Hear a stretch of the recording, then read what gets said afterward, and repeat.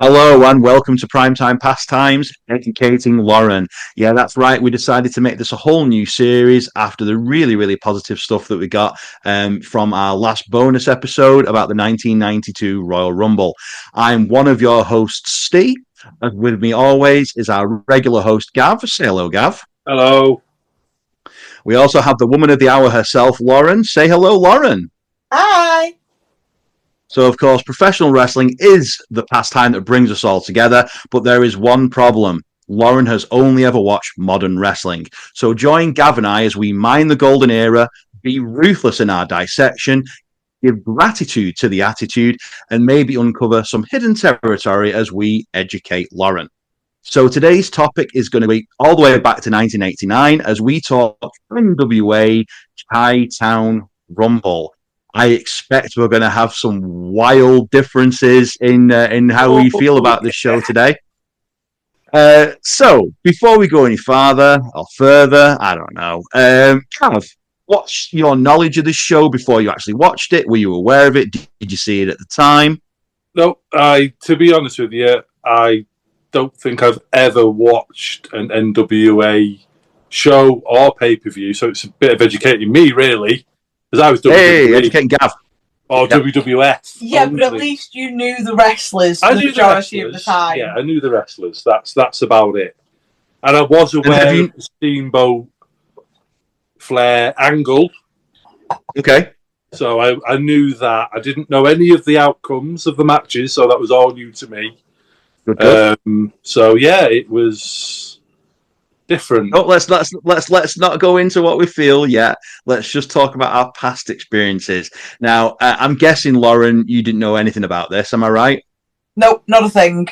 She was Not expecting an actual Rumble. Yeah, I was very disappointed that there was no Rumble, considering the show was called Chi-Town Rumble. Well, you see, I should have sort known, of, considering you told me that the Royal Rumble wasn't made until, like, after this point. I should have realised, but yeah.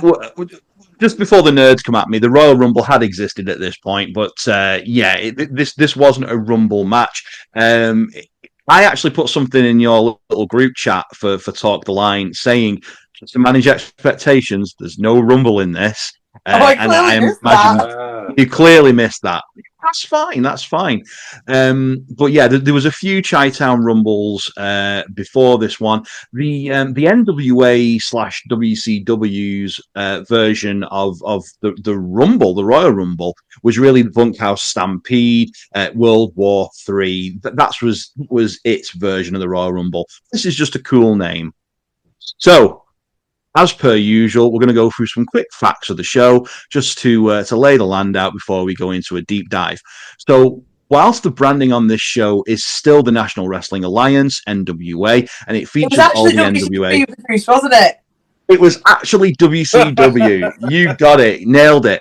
So this was actually the second pay-per-view produced by Ted Turner's World Championship Wrestling. To be quite honest with you, from late '88 all the way up to mid 1991, NWA and WCW were kind of interchangeable terms, really. When you were talking about one, you were talking about the other. But yes, technically, this is the very beginning of World Championship Wrestling. The Wrestling Observer's Dave Meltzer can be seen front and center in the front row of most of the show. He is the gentleman with the fuzzy haircut and the aqua blue green t-shirt, looking very excited. In a red jumpsuit or something. That was not him. No. Dave Meltzer doesn't look anything like he does nowadays. He's very fuzzy hair, green/blue aqua t-shirt, looking very excited over Flair stuff because he's Dave Meltzer. Just sorry to interrupt your fact, but while you're talking about someone in the crowd, there were two fans in the front row wearing I think it was a Wrestle War t-shirt. Yes. All I could see when I saw that was Wrestle Island. I'm sure it's the same font. And that was every time I saw it, that was all I could think of was the little promotion over the water. I've seen one of the logos that does look like Wrestle War. So yeah, I'll give you that. I didn't pick it up because I was too busy looking at Meltzer and his little grin, because you never see that guy excited about anything. To be fair, in the crowd, all I saw was a lot of women with very big 80s hair, which is why I've got mine down, just so I can... Trying to fit in. Let that hair down. Well, talking about That's let for Neil, down, this actually, show. really. But Because you're worth it. Right, so Yeah. back to the facts, because you know I like my facts. The show featured the first of the infamous trilogy of matches with Ric Flair versus Ricky the Dragon Steamboat, many of which people consider this to be the greatest trilogy of matches in history. This particular match is Ric Flair's personal favourite of the three. So, we talked about the change to WCW. There's big changes that have just very, very, very recently happened in the NWA/WCW. The Four Horsemen have just broken up. Arn Anderson and Tully Blanchard have just moved to the WWF, as has their previous manager, J.J. Dillon, in a backstage role. They've also lost the former booker, Dusty Rhodes, who has also gone over and started wearing polka dots on the other channel, which has left sort of a void in the management style. Chicago is typically a big market for pro wrestling. You'll know this by looking at the takeovers that we've had, the various CM Punk returns. Very, very big wrestling crowd is Chicago, but not really at this stage. They were sort of tired of the cartoony WWF style. The tickets had sort of priced a lot of people out because they were so used to getting free tickets to get all the people in that when they started charging, the amount of people that actually turned up were very, very low. To put it in context, this show was around 8,000 people, just less than 8,000 people. On the other channel, a free television special, which was the main event 2, which featured the Mega Powers exploding, actually gathered 20,000 people. So, yeah, more than double on free TV what the pay-per-view had. So, that is our facts. I hope you enjoyed that. Let's talk about the opening of the show. Lauren, what did you think of the very 80s opening? It was very, very slow. Mm-hmm. And as was the whole show. Sorry. It was interesting to see the crowd reaction compared to now, like what people have to do to get a crowd reaction compared to, like, they were going nuts over a headlock. It was... Just to clarify, what I'm talking about here is the 80s graphics and the actual beginning of the show. Oh, I thought the opening match. No. We'll talk about all the matches. Yeah, so you've got the 70s, the 80s intro coming in. Who's to say? I don't watch that stuff. Oh yeah. Definitely. So what do you think of the actual intro to the show? It was very 70s. As you like. Yeah, it was one of those, it felt like the territories. It was, everything was budget, and it felt like that, like even the whole setup of the venue and stuff. I don't know,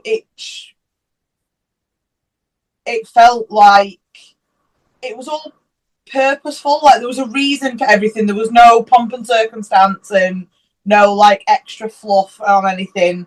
It was, if it was needed, it was there and it was right. If it wasn't needed, no. And it felt very much the same with the graphics. It was sort of like, here's your information. There'd been no budget spared. If you needed to know it, it told you. If you didn't need to know it, you'd find out when you needed to find out. The irony is they actually did have a big budget, but they actually lost a lot of money for years and years and years with the WCW. At this time, basically, there was a bit of egg on Ted Turner's face, and he wanted to put as much money into the product as he could. But because of the way the business ran, he was using a lot of production designers and a lot of cameramen that just didn't work on wrestling. They worked on game shows, they worked on all sorts of things. The lighting, you can really tell once you know, you can see it. The lighting is very, very dark as well. What did you think about that? I didn't actually. The lighting on the that. crowd. Yeah, the crowd was like it was blacked out virtually. Yeah, but there was like one random spotlight halfway up the flipping. Yeah. I found that really weird, and I found that really distracting. The fact that there was like the crowd was so dark, and then there was just one random spotlight on the crowd. Like if the whole crowd was dark, it would have been fine. If the whole crowd was lit, it would have been fine. But the fact that it was just this one spotlight, it did throw me a little bit, and I did keep finding my eye was drawn upwards because there was fuck all happening in the ring. Well, again, what a lot of the times, because the WCW shows at this point, some of them were in a studio environment. World Championship Wrestling was in a studio environment, so that was fine. That was lit well. But when they went to the arenas and did shows in the arenas, again, like I'd mentioned, oftentimes you'd get people pretty much just drunks off the street to fill the audience. People that would be drunk and they wanted to put a low light on that sort of thing. But also there was there was a belief by the then Booker George Scott that if people were darker, that their inhibitions would go a little bit more. I don't know if they felt the rain on their skin. Yeah, and they would shout. They would be a bit more rowdy. The rest is still like unwritten. 70s porno cinema. Will you stop relating this to porn, please? You're making yourself sound like a sex pest. Come on, guys. Innuendos are hard, right? Anyway, so let's talk about the commentary. What do you think about the commentary team for this? Because again, they were in a bit of a tough spot with commentary at this point. Tony Schiavone had recently been moved over to WWF as well. He'd taken a better job.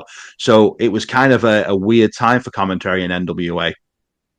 It was clear that it was weird. There was no sort of cohesion, and there was very much sort of, what do you think about this? Sort of very much a pass the mic back and forward rather than a team sort of bouncing off each other.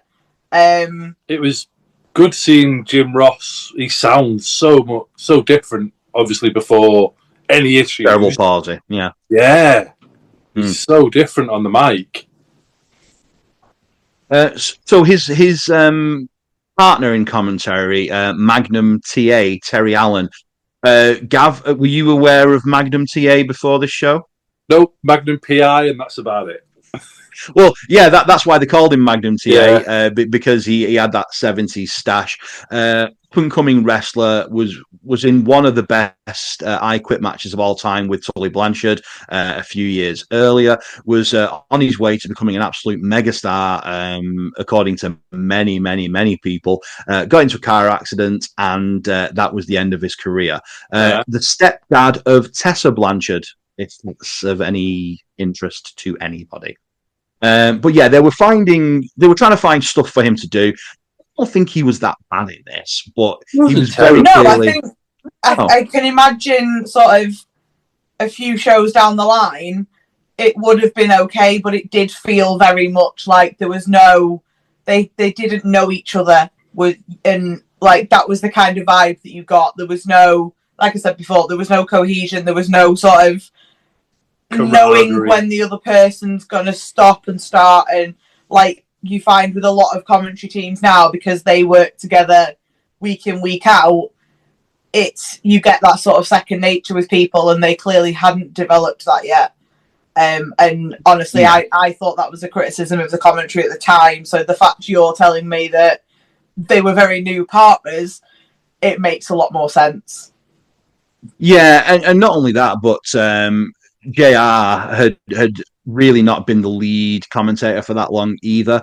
Gordon Soley, who was the gentleman doing the interviews during the show, it was originally his gig. He was the voice of wrestling at 605 Superstation, but he was being phased out because he was getting old. He was missing some stuff. He was getting a little less. So yeah, he was being phased out, which left them with a big gap on commentary. I think, given the circumstances, they did okay. I think had they have stuck with that duo, I think Terry Allen would have grown into that role. As it happened, he ended up sort of just going into backstage interviewing, and then he was kind of phased out of wrestling from that point on, really. I mean, you could have become a bit more of a Jesse Ventura sort of style if he'd have gone a bit more over the top with it. Yeah, but he wasn't a heel. That's the problem. Terry Allen was the baby faciest of baby faces.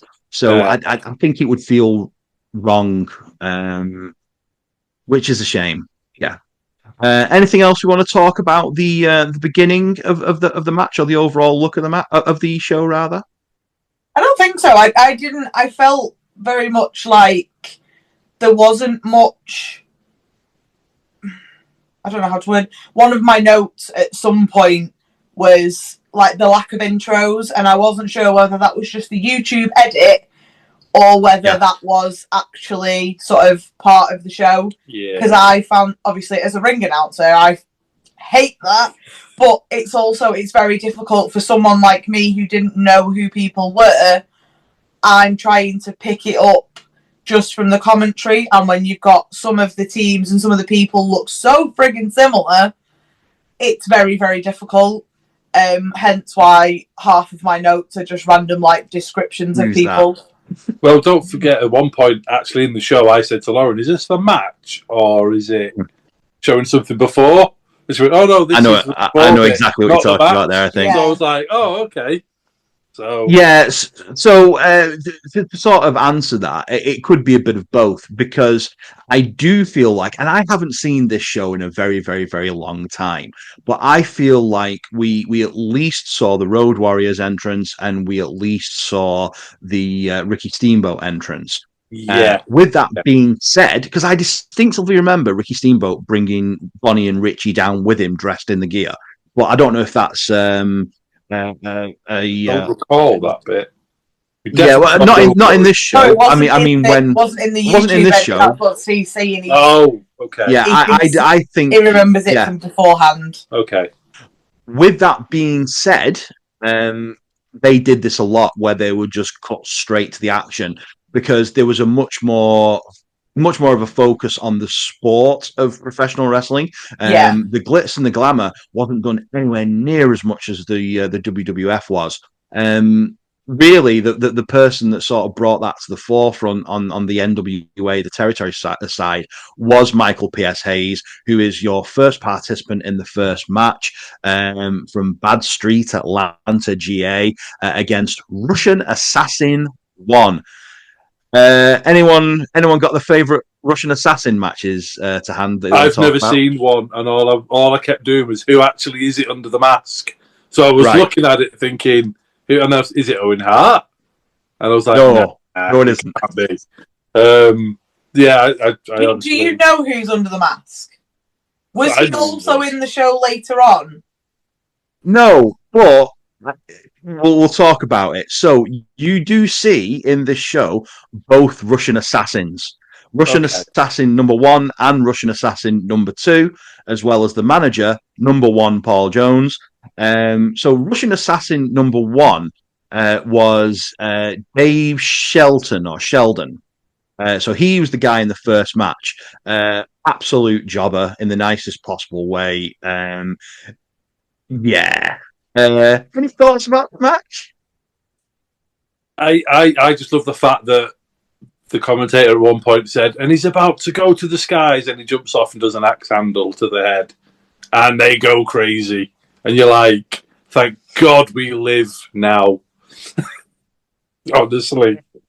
Yeah, even back then, people hated it. The commentary were saying things along the line of, "Oh, he's got these basic holds and these traditional holds." They were saying it was so boring in the nicest possible way.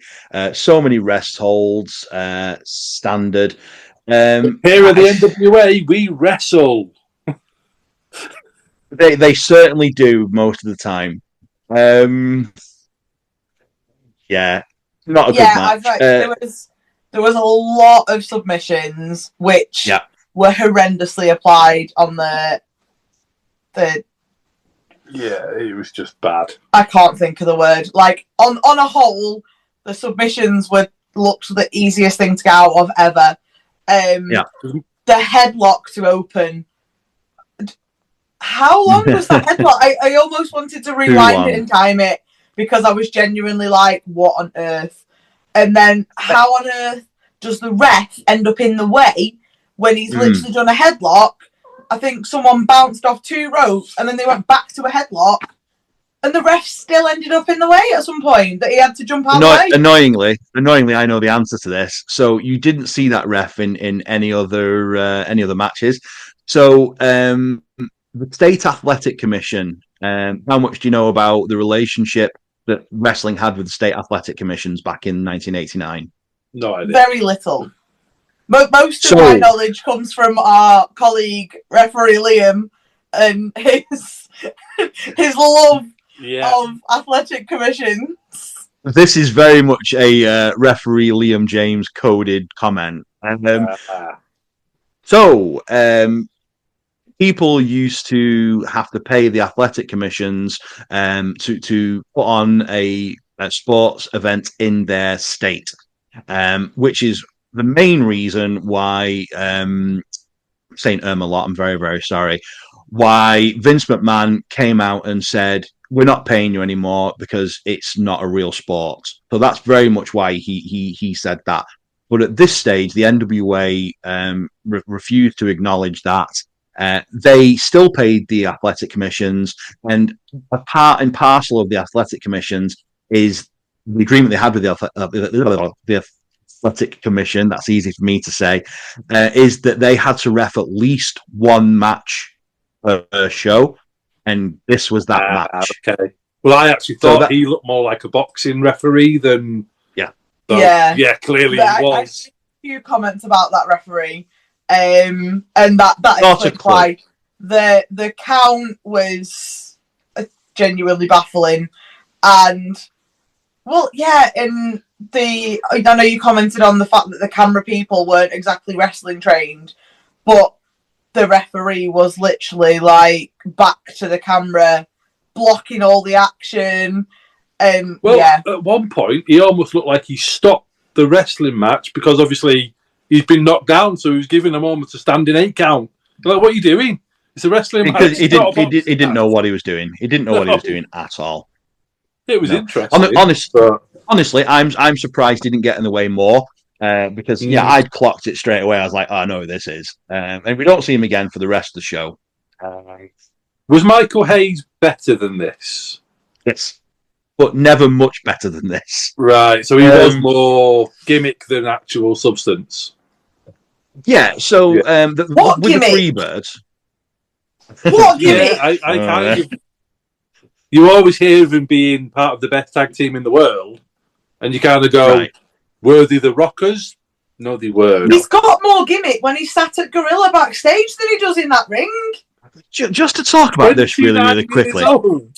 No way. When he's doing his promo backstage and he's talking about everything but his own match, it's because there's nothing to talk about with this match at all. That's why. But he's 29 in this. Yeah. It's not the years, honey, it's the mileage. I'm 45 almost. A brief talk about Michael P.S. Hayes, because candidly, we're not going to talk about Michael P.S. Hayes much over the course of this series, because he was kind of done with by this point. He came back a little bit. Right. It's pretty something. It's like Studley or something. Michael P.S. Hayes. Right. Okay. Yeah. I'm not going to give away totally this, but no. I just want to say that someone in British wrestling was almost going to call himself something. Two letters Hayes, and the 2 letters are going to be his real name. But I'm not going to talk about who that was. But anyway, let's move on. So the Fabulous Freebirds were once fantastic. So you had Michael P.S. Hayes. Okay, cool. Let's move on. So they were once really, really, really fantastic tag team. It was. Have you heard of the Freebird rule? Yep. Yeah. So this is the thing. I know about the Freebird rule. I know like it's still obviously tag teams still try and use it now. Tell us what the Freebird rule is for anyone that doesn't know. So the Freebird rule is obviously when you've got more than 2 people in a tag team. Obviously, Freebirds with 3 people, wasn't it? And if you're champions or whatever, you can interchange who to even though there's 2 tag belts, all 3 of you are champions, and you can interchange who defends them. So like currently, the best example I can think of for like British wrestling, if anyone's watching this, is like FTM, when you've got Tom McCall, Critchy, and Liam Carr. Critchy's going to kill me for the fact I've just named Tom McCall first. But if, let's say, Critchy and Tom won a belt, if they were applying the Freebird rule, Liam and Critchy could defend it if, say, Tom was out or didn't want to, like, couldn't make it or whatever. So that's my understanding of the Freebird rule. Am I correct? Yes, you are. Other notable people in the Northwest scene are Feel Good Limited, who did it at GPW recently. But yeah, Demolition have done it in the past. The New Day have done it in the past.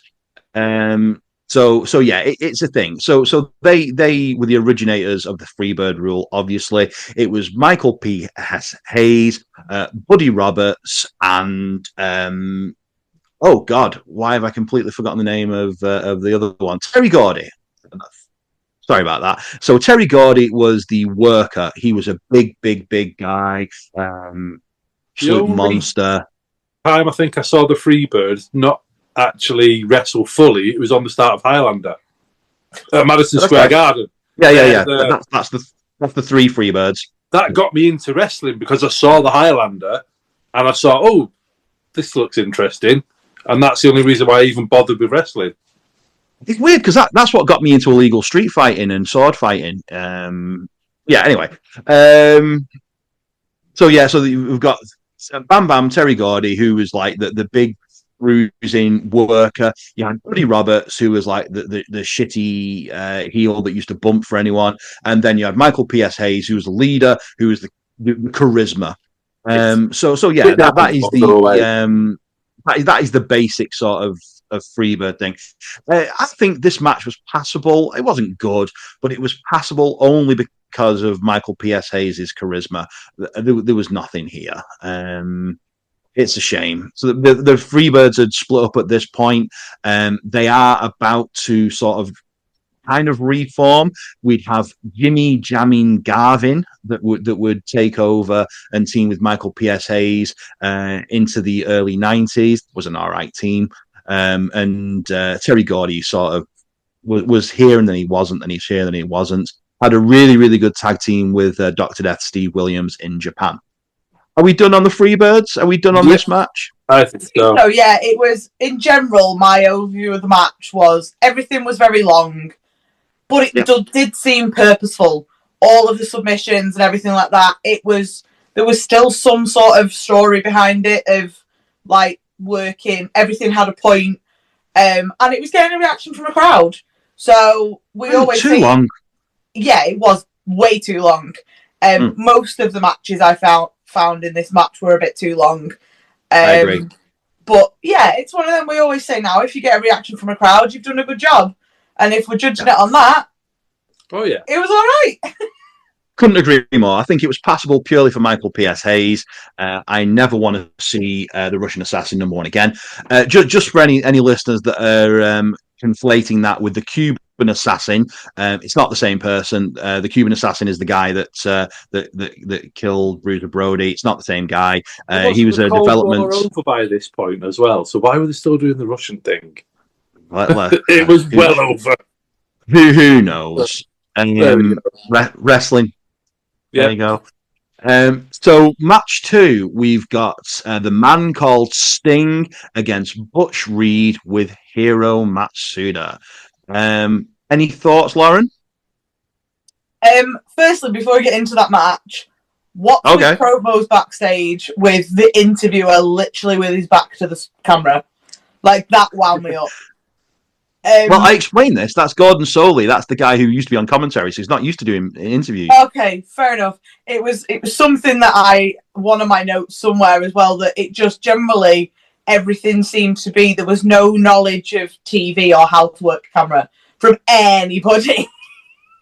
Yeah, I'll give him a pass on that because he's not used to being out there interviewing in the cameras. When he was in his prime, he was interviewing interviewing people in the ring. They have a little stage in the studio system that they can talk from, and he's used to commentary. He just wasn't used to it.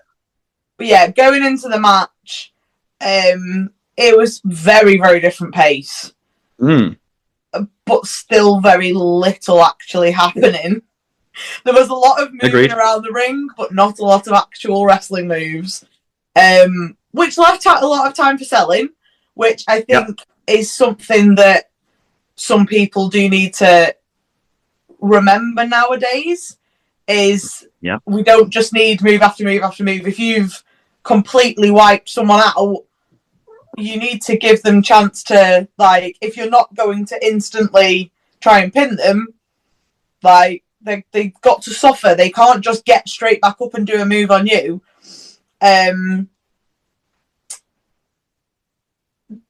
My other biggest thing from this match in particular, but I found it most of the way through the show, was I was really, really struggling to find out who was the good guy and who was the bad guy.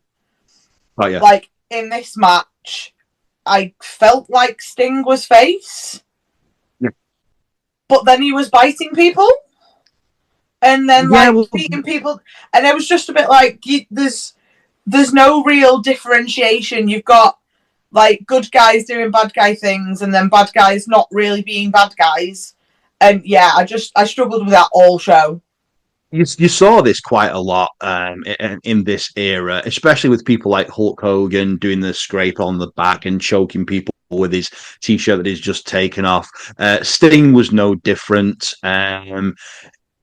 It's just one of those things, really. I think really more than anything, they went off crowd reactions and overcoming the odds. And you did see Hiro Matsuda get involved and started choking out Sting on a few occasions. So it wasn't just...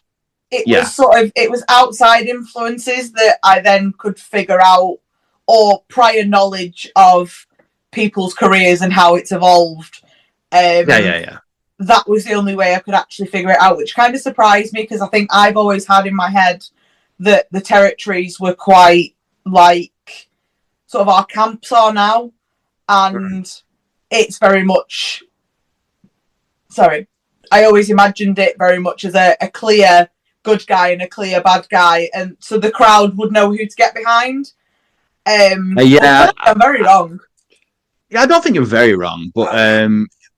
it certainly wasn't as cartoony as you might think, because it was presented as a legitimate athletic competition. So you'd see more subtle rule breaks. Like you'd almost never see anyone breaking the rules directly in front of the ref, which is a lost art. Well, I kind of, to be fair, disagree, because on that match, he was cheating pretty much all the way through it, if you watch it. Yeah, but where I'm coming from is... a lot of snidey stuff. I don't consider this to be the territories, and I think we've evolved already by that point. I think 1985, when Rock and Wrestling came along and Hulkamania ran wild, we'd already sort of left some of this behind. But yeah, it used to be a lot more subtle. Like if you World of Sports, I don't know if you know about World Sport rules, classic British rounds rules. You'd get 2 rule breaks and then you were disqualified. You'd get a public warning, and it was that sort of inflection at one point. But it's very different. Where Gav's saying that you could see them cheating all the way through, and that it was being done very flagrantly in front of the ref. Although it wasn't in front of the ref, but this is what I'm saying. Yeah, one of my observations was in the filming of it, you could see people cheating, but you couldn't see the referee. So as a viewer, you're then questioning, being like, "Oh, why isn't he being disqualified?" Because we can see him cheating, and we can't see that the referee's distracted. Apart from tiny little snippets where you would see that the manager was talking to him or whatever. And that then sort of really threw me towards the end, because it was like the ref has done absolutely nothing for any of these like rule breaks, and then suddenly someone's got the ropes and he's full on like smacking their arms off, and I was like, it's one of those things that I know you would bring up if you were reffing that type of match of why would I do that? And that was very much what I was thinking when I was watching it is why on earth would a referee do that?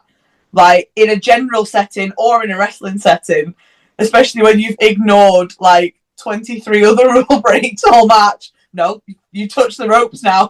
I'm going to whack you. Again, it goes back to a lot of the production issues on this more than anything, and then the commentary should also cover for it because they've got the little monitors at this point. I think so. They should see what the audience sees, the television audience sees. So they should be covering for that, saying, "Oh well, the refs can't see it. It's out of his vantage point." Bit of a hot take, though. Do you not think that the Sting was kind of WCW's Ultimate Warrior? He couldn't really wrestle that well. He didn't do a great deal ever. That is a great segue. He didn't. No, I'm a big Stinger, so I disagree. When you look at it, he doesn't do a lot. Well, he's still quite young to the business. He's but even later on, I still don't think he did a great deal. I mean, he chops people, splashes people, and does that. Yeah, Ultimate Warrior. I personally don't think you can categorize them the same. And all that. Yeah. I personally think that Sting is not even in the same league as the Ultimate Warrior. The Ultimate Warrior was so bad. With that being said, did you hear the commentary say something along the lines of, in my opinion, Sting has far surpassed his old tag team partner? Yeah. Know who that was that we're talking about? The Ultimate Warrior. That's what he's talking about. Oh, God, it was. They were both bodybuilders, weren't they? And they were tagging, They were in a team called Power Team USA, which then turned into the Blade Runners, which was a rip-off of the Road Warriors. They both had, they split flat tops and... initially they had flat tops, then they changed it up a little bit and started using face paint, etc. So that is a dig at the WWF's Ultimate Warrior, who was the Intercontinental Champion at that point. So that is a dig at him. So it's funny that you should mention the Ultimate Warrior. It is. I forgot all about that. I actually knew it. There you go. Oh well. I think one of my other notes from I think it was commentary. There was multiple references to the Orientals. Yeah. Yeah, it doesn't age well. No. Yeah. Actually, that's all I've written in my notes is in like apostrophe to the Orientals. Yeah. So in a few short months, we're going to see the debut of the man from the Orient, the Pearl of the Orient, the Great Muta, and they go crazy on mentioning stuff like that. It is so racist. If you think this is bad, just give it a few months. I have one positive note from this match, and I was too busy writing notes that I don't. I think it was Stinger that got thrown out, but there was the armbar. He literally got launched between the middle and the top rope, and it didn't even look like he caught himself. He didn't touch the apron. He literally just went flying, and it looked incredible. It was great that it looked like he was going for an armbar, but then just launched him out. It was great. Yeah, I love that. Really, really good. Yeah, I'm a big fan of Butch Reed, as well as Sting. He did some great stuff in the WWF about a year earlier. He's in one of my favorite tag teams, a tag team called Doom. The eventual manager of Doom, was the referee in this match. Do you know who the referee was, Gav? Eddie Long. Flair. General manager of Raw, was it, in the end? SmackDown. SmackDown. He might be on Raw as well, but definitely SmackDown. What do you know about Hiro Matsuda? Why is he everywhere, and why has he got about 12 people that he manages? Well, he's the thingy, isn't he? He's like the AW dude that's got everyone. Same thing. I'm so glad that you asked. So, are you comparing him to Don Callis? That's the one. Because Don Callis has a personality. So, we mentioned right at the top of the show that the Four Horsemen are no more. Mm-hmm. They started a version of the Four Horsemen that they called the Yamasaki Corporation, which was incredibly racist and just the most Japanese sounding word they could think of, I think, because it had nothing to do with Hiro Matsuda. But yeah, the Yamasaki Corporation is the faction that he created to replace the Four Horsemen. So he bought the Four Horsemen contracts. Pardon me, that's the ghost of some dead wrestler that's wanting to correct me on something, I'm sure. So he bought the contracts of Barry Windham, who was Four Horsemen, Ric Flair, who was Four Horsemen. He combined them with Kendall Windham, who was the bloody awful brother of Barry Windham, and then also Butch Reed. So they sort of become the de facto horsemen. It wasn't working, and by the end of the year, as I said, the Great Muta came in. Terry Funk made his return. We also had talking about Kendo Nagasaki. We had the NWA's version of Kendo Nagasaki, the Dragon Master, Buff Sawyer, and Dick Slater all became the J-Tech Corporation, and that is one of my most underrated wrestling factions of all time. I thought they did great stuff, but at this point, really, Hiro Matsuda wasn't doing anything other than accompanying people down the ring, wasn't really very vocal. Another thing about Hiro Matsuda is, he's the guy that trained Hulk Hogan and broke his leg. Oh, okay. I didn't know Hulk Hogan broke his leg. Yeah, so the story about... Go on. I think you've got an encyclopedia in your head. Page 10. I've been watching wrestling for a very, very long time. So yeah, so he trained people like Scott Hall, again the Great Muta, Lex Luger, famously Hulk Hogan. There's a story which I don't know how much truth there is to this. I think it might have been an accident, but there's a story that Hulk Hogan was obviously a guitar player before he came into wrestling. He was in Metallica, apparently. Yeah, sure he was. So. He came in, he's a big guy, and what they used to do a lot of the times is sort of push them to the limit to try and get them to either not come back or want it so much that even despite all this stress, they come back. And yeah, Hogan broke his leg in his first training session, and he eventually did come back, and Hiro Matsuda fully trained him up, and he's the guy that broke him into wrestling. So yeah, an important guy in wrestling. Very important guy. So yeah, but really nothing to do on this show. No, very insignificant on this show, apart from constantly being on screen. Yeah, he's around. He's no Jameson. I'll say that. He's no Jameson. Yeah, that guy. Yeah. Yeah. Louis ignored your instructions, by the way. Oh yeah, he did actually look him up. I told you, before you'd even got the sentence out, Louis would have Googled it. Oh, I'm so disappointed. How did that come up in conversation? Or do I not want to know? Janine, I'd said to Janine that obviously... Don't let him. He said, oh, it's already been brought up and there's instructions for Louis, and she said, yeah, he didn't listen. And within minutes, he'd shouted. He was like, oh my God, Mom!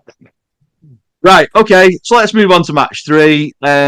This is the completely inappropriate. The Loser Lee's Town match. Formerly known as Paulie Dangerously. Paulie Dangerously with the OG Midnight Express versus the actual Midnight Express with James E. Cornette. So before we talk about this match, does anyone know the story of how the Midnight Express came in and who left and who...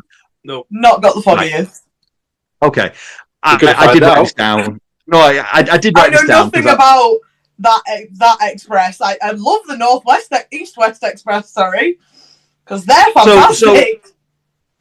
So the Midnight Express, before we go into the history of who's been in the Midnight Express, very, very famous for teaming against the Rock and Roll Express. I just decided to zoom out, so see ya. Yeah, no, I did notice. I thought that was dramatic. I loved it. They are FTR's favourite tag team, which is why on a lot of the FTR gear you'll see the rainbow in the same way as a Midnight Express used to have. Okay. So yeah, really, really big deal in professional wrestling. Started out. Founded by Jim Cornette, obviously he's the one constant. Randy Rose, who was in this match, a guy called Norvell Austin, who was quite big in the NWA, Dennis Condrey, or Condroy, I'm going to call him Condrey. So this is the guy, this is the problem right here. So it started off in Southeast Wrestling. Condrey didn't like the promoter, so he went to Jim Crockett Promotions. And then he teamed with Bobby Heaton and Cornette, and they became the long-term Midnight Express. So this is the version that most people think of with Dennis Condrey, Bobby Eaton. So guess what? He got annoyed with the promoter, Dennis Condrey, and he left. So then we had Sweet Stan Lane and Bobby Eaton, which is my personal favorite version of the Midnight Express.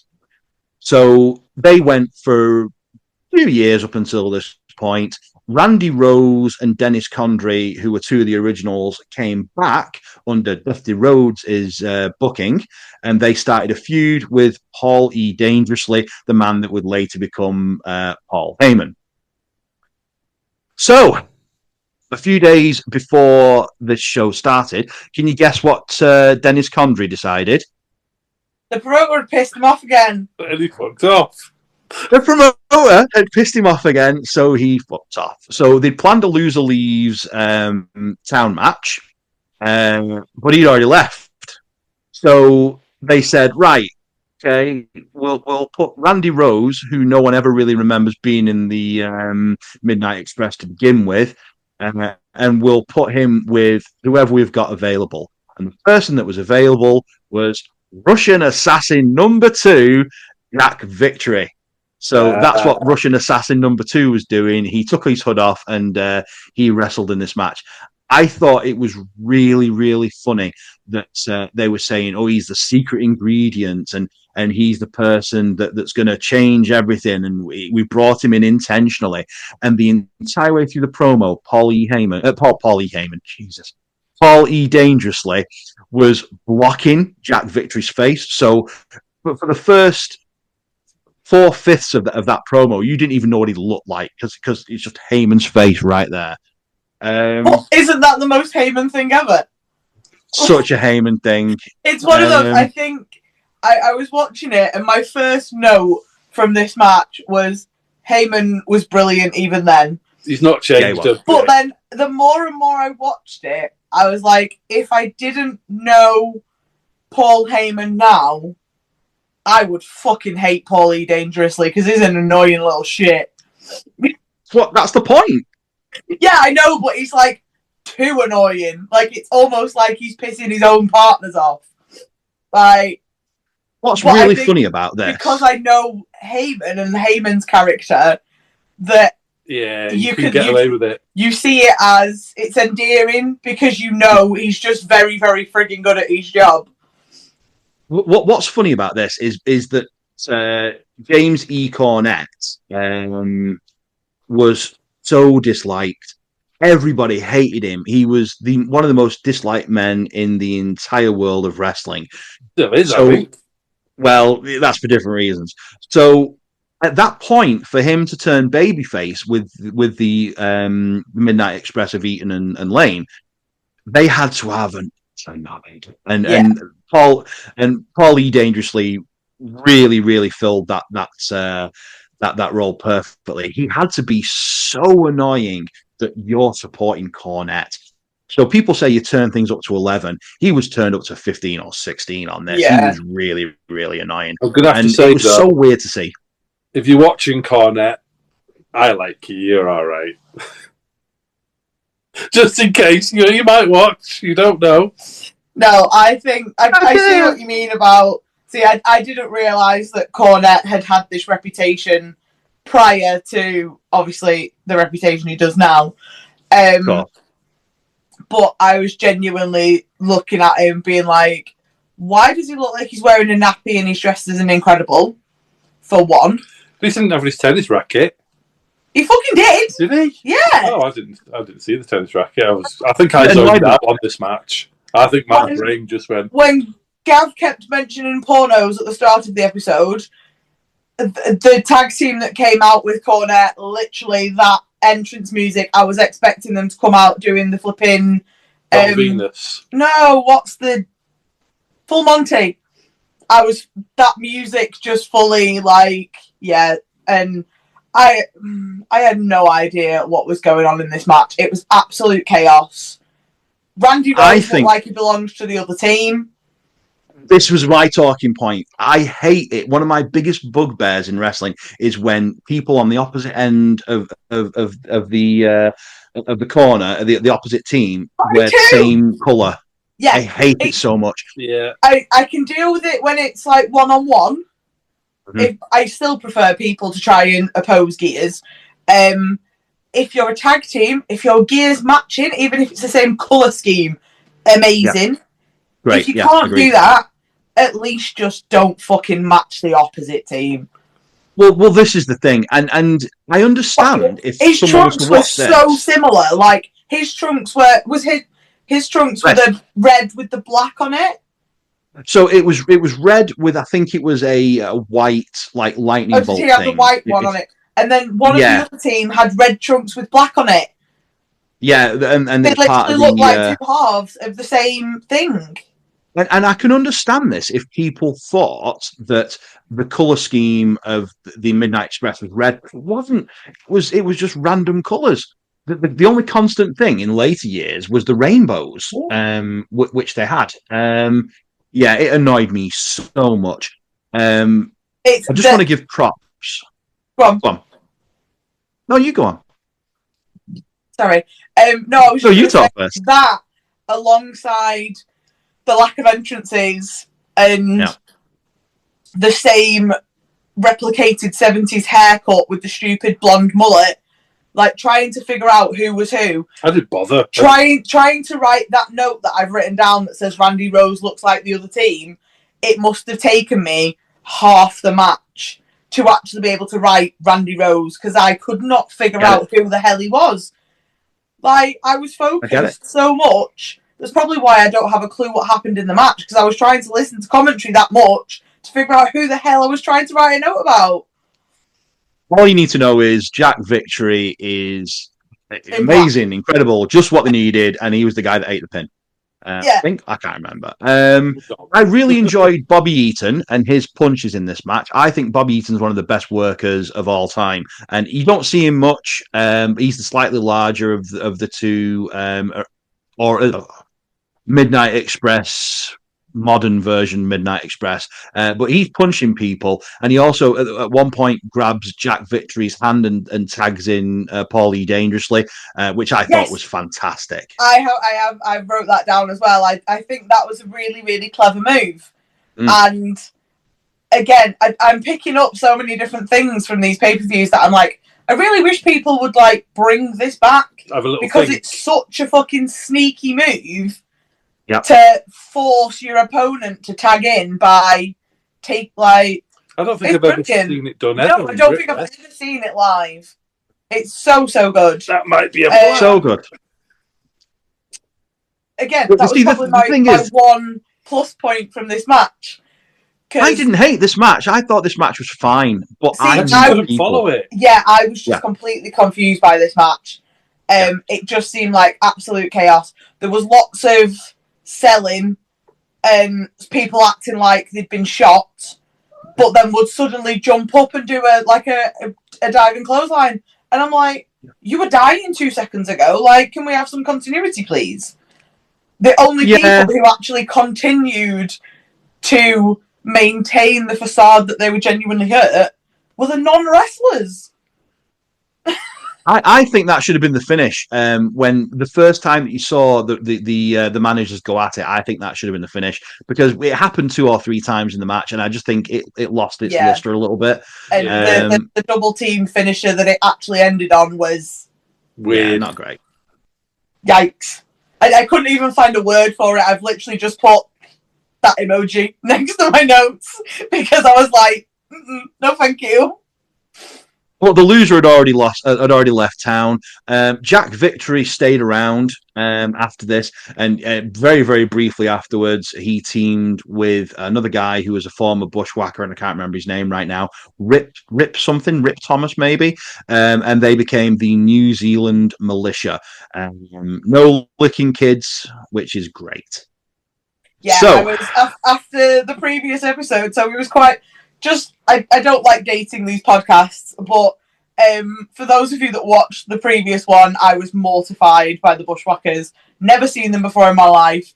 Yet in actual, real life, I got to see him less than a week ago. You did. And it's, bless him, 79 years old. My heart was endeared to him, watching him still do this frigging walk. But to see the crowd's reaction was fantastic. And thankfully, he didn't lick any kids either this time. But I would have licked Aiton and he didn't. That says more about you than anything else, Gav. So let's leave that one there. Shout out to Bushwhacker Luke Williams. Okay, was it Luke Miller? I can't remember. Luke. Probably the oldest Rumble entrant ever. Bushwhacker Luke. Probably 79. Yeah. Got to be the oldest Rumble entrant ever. Poor guy being eliminated by Big T. Lost his shoe and everything. I think the Iron Sheik beat him at WrestleMania 17, but I'm not sure. Anyway, let's move on.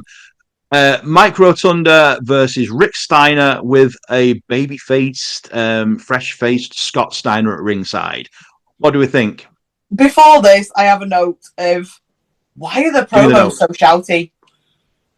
Well, they always 1980s wrestling. They always were. The last promo, I don't know, was it Flair, wasn't it? What? Was it Flair or Ricky? Ricky, I think. Ricky Steamboat, okay. Don't know. With his kids. Whoever did the promo at the end of the show was like, so I think it must have been Ricky because I think he had the title. Ricky Steamboat, yeah. Sorry, guys. Spoiler alert. But his was like so quiet and so well delivered and thoughtful. Everybody else throughout the whole show was just, especially Ric Flair. Fuck me. Woos annoy me in a stadium now, but oh my god, how many woos does that man want to get into a frigging sentence? But yeah, carry on. Promo shouting. What the fuck was the size of Steiner? What do you mean the size of him? What do you mean how small he was? Huge. No, he got bigger. His muscles how close were you sat to the TV? Football shoved up his jumper. His shoulders are ridiculous. So is this the first time that you've seen one of the Steiner brothers? Yes. Yeah. I know Child Steiner, as in Bron Breakker. Fucking love him. Yeah. Wrestles so similar to his dad. Like that was my big note from this of literally watching. There are hints of his uncle. Pardon? Yeah. There are hints of his uncle as well, Scott. Very similar to watching him wrestle, if you cut off the top of his head, like if you cut his head out of frame and just watch his body move, it could be Bron. They're so similar in everything they do. That collegiate wrestling style.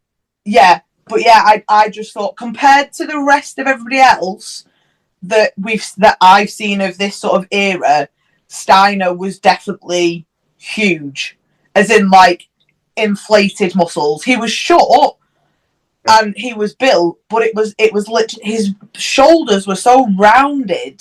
To be fair, Rotunda was built. Yeah, that's what I mean. Bigger than you think. Yeah, it was the shape of him that was like. Yeah, it's that fake muscle look. Yeah, but I know it's his glutes and everything. Like I think it's the gluteus medius, the ones that are like towards the side. Both him and I noticed it on Lex Luger in the match afterwards. Yeah. It's like he's got fucking bricks shoved up the side of his gear. His muscles were ridiculous, but that's the first time I've seen that on someone from that generation, which I think is why it sort of shocked me that much, because I'm used to people like Troy Ryan looking like inflation balloons. Well, all right, Ed Sheeran, the shape of you. Let's just talk very, very briefly about because I meant to say this in the last match as well. One of the participants in the last match, Stan Lane, looks the absolute spit Lex Luger in certain pictures. So if you ever Google Stan Lane Lex Luger, you'll see what I mean. You couldn't really tell in this match, but he looks like a Pokemon devolution of Lex Luger. Anyway, let's move on.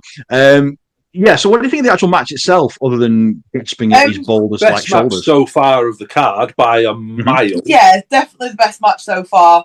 I didn't really have much notes about the match other than I liked the callback to like amateur style. Yeah. I like the amount of grappling, and it was way more believable and way more entertaining. Like I think Gav said earlier on in the show to me when we were watching it, like, how did people believe this was real? Yeah. Because so much of the first half of this show was it looked so staged. This was the first match in this pay-per-view where I actually looked and was like, these guys genuinely look like they're trying to tear each other apart. Which made it way more entertaining because there was so much more going on. And you felt for them, didn't you? You actually felt something in the match. Finally, you kind of go, oh, yeah, I don't like you, I like you, so I'll root for you. Yeah, I definitely really enjoyed this match, apart from the very weird interruption. Like, yeah, I know there's going to be some context that I'm not aware of. The dog part of this, but the really random dude who I don't know who it is, Sullivan, coming wandering out being like, ooh, you had a nice dog backstage. I was like, what the hell? Yeah, Nancy Benoit's ex-husband, Kevin Sullivan, was the booker of WCW for a long period of time, especially during the Attitude Era. Yeah, he was the leader. Said he did something else, but I don't think he did. Move on. Varsity Club. Did he just like inserting himself into matches then if he was the booker? No, that's very much like what it seemed. He wasn't the booker at this point, so I just want to clarify that briefly. He wasn't the booker at this point, but Rick Steiner had been in a I think like 6 to 8 month long program with the Varsity Club. He was a member of the Varsity Club. One of the bugbears I mentioned earlier is when people wear the same clothing. They're both wearing blue singlets in this with their colleges written on it, because that's what the Varsity Club gimmick was. They're all collegiate athletes. All wrestling. So you had Syracuse with Rotunda, and you had Michigan with Steiner. So other than orange and yellow writing, they were just, and the headgear, they were just blue singlets, which annoyed the hell out of me. But I get it. So yeah, this had been building up. So he was a member of the Varsity Club, and then oh god, who was it? Hot Stuff Eddie Gilbert sort of lured him away from the Varsity Club, and they started a feud. Gilbert's sort of in and out of the company, I think, at this point, so they brought in Scott Steiner to be like his second, because this is pretty much Scott Steiner's debut year in wrestling. It wouldn't be too long before he's surpasses Rick as an in-ring performer, in my opinion. So yeah, this was a big blow-up. Chainmail. Yeah. Big Papa Pump. Yeah, you'll know him, and we will cover this at some point for Steiner Math promo. I don't know that I'm promo. See you at Sacrifice. Of the Steiner Math. Yeah. As a tag team, I'd say for me, LOD and Steiners are a close second for hard hitting. Yeah, I don't disagree. I love the Steiners as well, and mutual friend of the pod, Troy Ryan, loves the Steiners. So yeah. So I hated the blue singlets. I think they could have mixed it up a little bit, because it wouldn't be too long before Rick lost the blue Michigan singlet, and he started going weird random colours with the Steiner brothers. Did you get the references? I can also see it if they were trying to let the wrestling do the talking. If that's the gimmick, it's why would you go exuberant with your gear? Because it's you're there to wrestle, you're not there to look good. So, weirdly, that's the point I was going to make. I don't like the matching, but at the same time, I'm not sure what else I would want from them, because I think it worked for what it was. I see your point, but you mentioned the distraction with the dog, and for those who didn't watch the actual show, Kevin Sullivan comes out and says, "Hey, Rick, how's your dog Spike doing in the back? I've just seen your dog Spike. We've never heard of Spike before in our lives. We don't know there's a dog in the back. And it was to distract Rick, but it didn't really distract him. It was kind of the most pointless distraction in the world, almost like they forgot Spot. The commentary do say it before it, and they do shoehorn in that Scott's got a dog, and he's a very well, about 5 seconds before it. Yeah. I reckon he's seen him walking down to the ring. Go, oh God, we've forgotten the Spot, and done that then because it didn't account for anything. And they make a big deal out of Alex. Do you remember Alex being mentioned? So the whole gimmick of Rick Steiner at this point is he's not very clever, and he has a little puppet on his hand that he's drawn. Yes. And he calls it Alex. So you see people in the crowd with little Alexes talking. Yeah. Like a precursor to Mr. Socko. Yeah. But that didn't amount to anything either. It just felt like there was a lot of gimmicks that they tried to put on this, but then the end wasn't a gimmicky end. It was an interesting end, but it wasn't like very different. Again, I loved the end of this. So and different. Something that people need to use way more because there is a limited amount of endings you can have to a match. Yeah. And especially when you're trying to make someone lose that you don't want to lose, or make someone lose without seeming like they've been beaten. There's lots of stipulations. We all know the politics that go on. So but it's a clever finish. To have someone pin themselves by having someone in a submission, and the fact that he thought he then thought he'd won. The only thing that detracted from this and literally made me think of Greenwood, because I felt like he'd have been crying at his whiteboard, was that they did a very similar finish in the second match. That it wasn't unclear as to who won. And I feel like our James Greenwood would have been crying, being like, "No, not 2 in a row." I think you've undersold it there because they also do a not dissimilar finish in the Road Warriors match, but we'll come to that in a bit as well. So that was exactly my comment. I hated it for that reason. Had that have been the only finish like this on the card, it would have been a great. It would have stood out as a yeah. To be fair, I've not gone down my notes fully. My notes finish. The next match is 2 unclear finishes, and then after the next match, it's 3 dodgy finishes. What?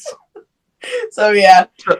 It's a bit annoying for me because I've planned out the season, and they don't do this type of finish very often in wrestling. But there's a very prolific finish that ends in the similar way to this at another big show, which we're going to be covering soon. But I'm not going to tell you which one it is. But for those who know, we've got another finish coming soon that in a future episode, which is very, very similar to that. But yeah.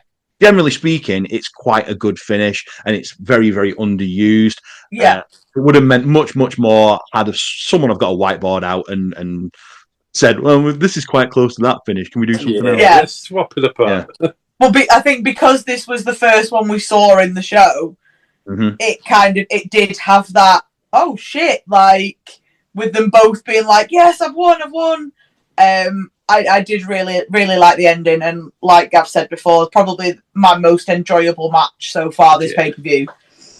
Well, it's funny you should say that because because a peek behind the curtain, I text you both yesterday and asked what time we were doing this, etc. And Lauren said to me, "I'm not liking this show so far. I'm just up to the Steiner Brother Rotunda match." I was like, "It's okay. You're about to turn a corner." It's fine. And I didn't want to say anything, but it's like, it's fine. It very much did turn a corner on this match. Yeah.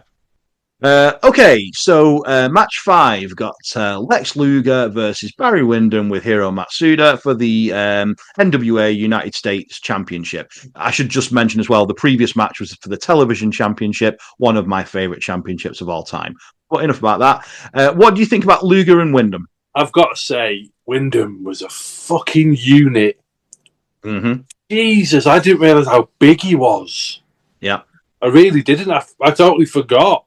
And then when he came on, I was like, shit, I forgot he was a a big guy.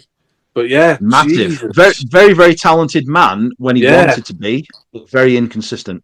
Very lazy, I think, maybe when he got big. Who's to say? I still think I understand that because of his size, he was a dominating, feared presence. But the fact that him gripping your head with his hand was like seen as the end of the world. Fucking trust me, it hurts. It took me back to sort of my thoughts at the start of the match of being like, we've come a very long way, and crowds have a very different interpretation now of what hurts and what doesn't. Yeah, I mean, he wasn't. Yeah. Oh well, he wasn't the innovator of the Iron Claw. Prominently, Fritz von Erich of the von Erich family used to use it. You also had Baron von Raschke used to use it quite a lot as well. So it's quite an established move. And we've talked before about Gav really enjoying the work of Crush. He does something similar. All he does is crush people with the heads. That, you can get so much more power in two hands. And like, you could literally pick someone up and drop them. That's not happening with you doing this. This just reminds me of the frigging claw from Toy Story. If your hand is that big and it grips the pressure points on your head, trust me, you can stop someone moving completely. They will be. Trust him. It does work. I'll get Davey to do it on me, and you watch how limp I will be like, no, because you'll just like it. Gav, have you killed a man? No, I did punch one the other week though. Just checking. You don't need to get into your attempted mugging story. Thank you very much. Well, for anyone who knows Gav, who would be stupid enough to mug this? Oh, attempt to. Barry Windham. That's who, because he's a big old fella. Yeah, so we've talked about the old hand jobby stuff. So what about the rest of the match? Praise that, please. I said what I said. Well, I'm not bringing that one up. I've got another story and I'm not doing it. Other than my issues with the finisher, which I'm clearly in a minority. The strange manager dude being back again, but we've already covered that. That was my other issue with the match. No need of being there. It was a much higher intensity match. And as much as I criticised the first half of the show, it very much feels like it builds in intensity. What did you think of Luger? Did you like him? Yeah, I did quite like Lex Luger. I think he's underrated. He gets a lot of slagged off online. I really like him. Yeah, I did. I really enjoyed this match. It felt like it knew its spot on the card. Like I say, my biggest thing with it was the second unclear finish.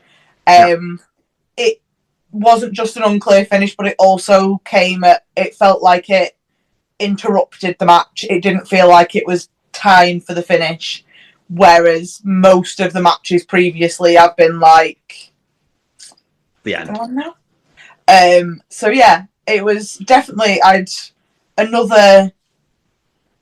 obviously my takeaways from the last episode that we did were the natural disasters and LOD that I wanted to watch more of. Luger and the Steiner brothers is probably sort of my takeaway from this of people that I want to see more of, because I definitely enjoyed Lex Luger. Yeah, no, that's fine. His rack move was really impressive as well. He has got a good rack. I'll give him that. Like a good rack, don't you? Yep.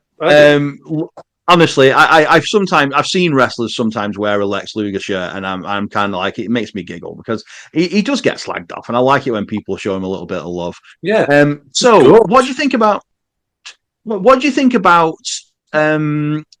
the hand of Barry Windham and the gimmick of him? Oh, the break hand was bleeding. Yeah. Do you know he actually broke his hand? Pardon? He actually broke his hand. Did he? That was not fake. He actually broke his hand. Right. See, I thought the blood was from Luger's head. And I thought they were just making a big thing of it. I thought the blood on his wrist had come from because Luger had busted his eye or something, hadn't he? That very much could be the case, but yeah, he actually broke his hand. So for him to get through this match with a broken hand, which is arguably the centerpiece of his wrestling style, with his strong right hands and a claw, I think absolutely phenomenal job from Barry Windham there. So to give you a little bit of information, shortly after this, he had to take some time off to for the hand to heal. His contract elapsed, and he was in the WWF within a few months, joining his Four Horsemen stable mates, the Brainbusters. So yeah, this would be the last Barry Windham we would see in the NWA for a little while. But when he did come back, he was featured in a very, very prominent position. Yeah, so he is a name that you almost kind of you don't remember it as well as you should. I don't think it is one of me. I'm a big Horseman fan, so for me, he is in my favourite version of the Horseman. As much as I appreciate Ole Anderson being in the original four, when Barry Windham joined and became part of his version of the Four Horsemen with Arn and Tully and Flair, with JJ Dillon as the manager, that's perfect Horseman for me. I think he no pun intended, it fit like a glove. I think it was just really, really great. So yeah, I'll always give him some props. He's not someone that I particularly knew of. Like you say Windham to me, and my brain goes to Windham Rotunda. Yeah. That's who he's named after. Is where the Windham comes from. Yeah. But yeah, he was definitely an interesting character to discover. So Mike Rotunda and Barry Windham were in a tag team in the WWF 85-ish, I think. Right. And for some reason, I've completely forgotten the name of the tag team, but you know the classic Hulk Hogan song, "I Am a Real." With Barry Windham before. It was theirs. He stole that theme song off them because it was a great theme song. So that's a little bit of tidbit of information for you. Yeah, I do remember hearing that one, that he stole his theme music as well as everything else. Lauren is Googling the tag team name now, I can tell. No, I'm looking through my notes because somebody else's music sounded like the Hulk's, and I can't remember whose it was. I can't think for a minute who that would be. But I had it in my notes. Michael Hayes, the beginning of his music sounds like one of Hulk's, and then it goes all weird. Bad Street, Atlanta, GA. Baddest street in the whole USA. Nope, not at all. Yeah, definitely not a Hogan. No, it definitely on the pay-per-view. It's got a ring of Hogan's, like just the melody of it, and then dun, that bit. You think? Yeah, I think so. Maybe. But yeah, sorry. When you mentioned Hulk Hogan, then I was like, someone else's music sounded like it. I mean, I'll have to go back and listen to it obnoxiously because I quite like that song. Right. So, anything else we want to talk about with this match, or are we moving on to the Road Warriors versus the Varsity Club? We can move on, I think. Great. Let's move on to the Road Warriors versus the Varsity Club. I mentioned earlier, I'm so annoyed I didn't get the Road Warriors pop in this. Obviously, it's called Chi-Town Rumble, which stands for Chicago, and they're from Chicago. So I imagine the pop for this was just incredible. But they're already in the ring by the time we see it. So I was really, really annoyed by that. This might be a licensing issue because they were using Iron Man at this point. So I imagine it's a licensing issue, but it's upsetting. This is the second time you've seen Hawk and Animal. What do you think, Lauren? I don't know. I was clearly enjoying the match because I've not written down many notes, so nothing horrendous has stood out massively. Apart from the 2 points that I have, there was a brilliant. Was it a military press or a military slam, I think, on Hawk? Yeah. Fantastic. From Hawk or from Hawk? Was it from Hawk? No, it was. It could be either. I can't remember. On Hawk. On Hook, yeah. But the way he sort of flew and the way he was thrown, that looked really, really good. And then my one that you're probably both going to shout at me for, but the Road Warriors double clothesline. It's so counterintuitive. Why would the pair of you both hit it and then it just makes one of them look really weak or pointless? And yeah, I didn't like it. But other than that, I really enjoyed the match. Oh, I agree with you about the squash clothesline. They didn't use it all that much. They're not known from it. It's right, okay. Yeah, because theirs was the Doomsday device, is what they used normally, where they go on the shoulders, clothesline, clothesline from the top rope. Yeah, see, it's like, I don't like it whenever tag teams hit from the same, like works legs and body. Then if someone goes up and someone goes down, that's fine. But hitting at the same thing, like the Young Bucks do the double super kick, but then whoever takes it falls like forward or backwards, so it kind of makes sense. But if you're genuinely hitting side on and then someone's going one way, you're just making one person look weak because your partner's overpowered you, if that makes sense. It's something that I've noticed a few times in live matches that I've seen, and sometimes people just sort of forget how physics works. We were watching Brit Rest that did it, and you were like, the physics didn't work, you got it wrong. Yeah, and it turned out they'd got it wrong. Yeah, I can't remember. I once saw a referee take a spear and do a front bump off it. So was that referee you, Stephen? No, it wasn't actually. No. Steve doesn't talk in the third person. So it's funny you mentioned the squash clothesline thing, because that was one of my 2 or 3 faults with this match. And it wasn't as much the squash clothesline thing. It was the awful distraction spot gone wrong. So if you remember, Hawk is the one in the ring, and he hits Kevin Sullivan that brings him into the ring. The referee's then distracted. He misses a legal tag. They do the squash clothesline within a 5 count. They do it so quick. It's like you'd have just done a 5 count. It would have been fine. Go for a cover. Teddy Long turns around, sees the wrong person in the ring, and still counts for a pin anyway. Referee brain, I hated it. Hated it so damn much. First time I've seen it, because I haven't seen the show in years. First time I clocked it. Hated it. Yeah. First time you've seen it as a referee. Yeah. So yeah, hated it. And then the distraction that came shortly afterwards, I did like, and it, spoiler alert, sets up something in the main event. When Animal gets thrown over the rope, did you guys know that was a disqualification in NWA at this point? No. Yeah. So, are you aware of what a dusty finish is? Yes. Okay. Explain to me what a dusty finish is. I don't understand it well enough to explain it, but okay, I'll explain it. So, a dusty finish is named after Booker Dusty Rhodes, where you would really see something. I'll say that. Why have you picked up that one and not the previous fucking 3 that he's done? That was the best he's one. He's very good at his Dusty Rhodes. That's the best one, yeah. Because I've been through hard times, baby. I've been through hard times.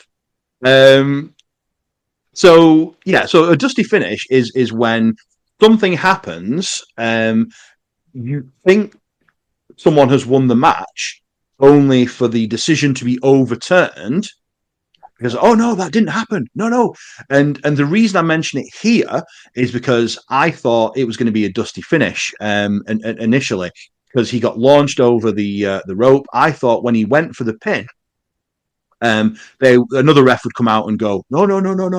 He got launched over the rope. He's been disqualified. That didn't happen. Well, again, we're going to come to it in the main event, but they both go over the top rope in the main event later on, and I thought that was going to be a dusty finish as well. And the fans are quite used to this, but by this point, they're used to thinking they're going to reset the match or they're going to throw the decision out. So I think that's very clever to see that in here, so that it's building our expectations to something, which means when we do get a happy, joyous ending, it's great, and we all go home happy. So so that's just something. Yeah. Or blinded by champagne, yeah. Poor dude. Poor Ricky Steamboat. I really like the fact that both teams are working body parts in this match as well. I think that's another bit of a lost art. Just again, it's the weird finish of both men getting pinned at the same time. Yeah. And you've got 4 people in the ring, 2 pinfalls. For a casual fan that's not paying attention, what's going on? And we've just had 3 of the 3 best matches that we've had on the card so far have happened one after another, and they've all had screwy finishes. I also don't think so. We've seen it done recently in Brit Rest where we've had 2 pins happen at the same time, and they've got up to celebrate, and obviously one person's been pointed out as the winner. But it's been obvious to the crowd which one the referee's looking at. So yes, while there's been 2 pins going on, they've been like in opposite corners, and the referee has very clearly had his back to one of them and been looking at the shoulders of one. So anyone who's watching gets that they know where the referee's brain's going, but then they can see, oh, well, that guy, he thinks he's won because he also had shoulders to the mat. But I don't think in this that was the case. Like, you couldn't tell where the referee's attention was and whatever. So I think it was even... I like the sort of the confusing finish as a premise, but it needs to be better executed and also not be the third dodgy finish in a show. This is my issue. This is my issue. They need a whiteboard. Right.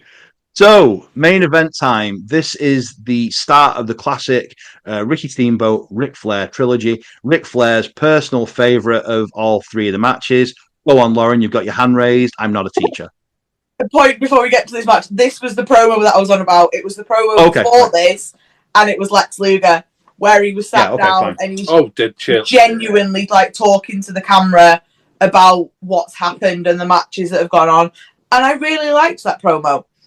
And then following on from that, we had the highlight package that Gav wasn't sure whether it was a match or not. And why did Rick end up in his underpants? He always ends up in his underpants.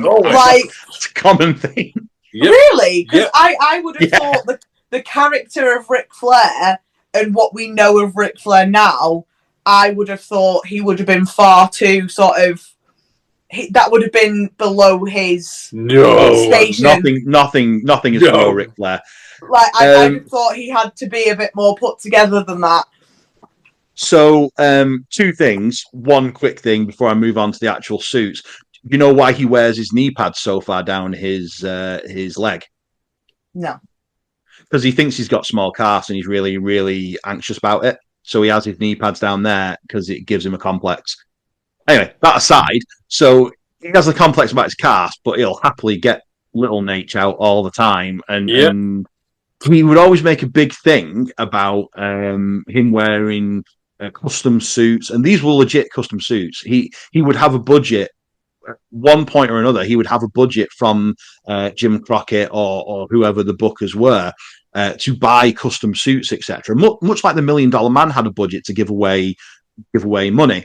He'd have a budget just to keep him in these suits and chauffeur in his lifestyle. But what he'd often like to do is he would tear off his suits and say stuff like, "This means nothing to me. You see these shoes? I don't care. I'm coming after you," and all this lot.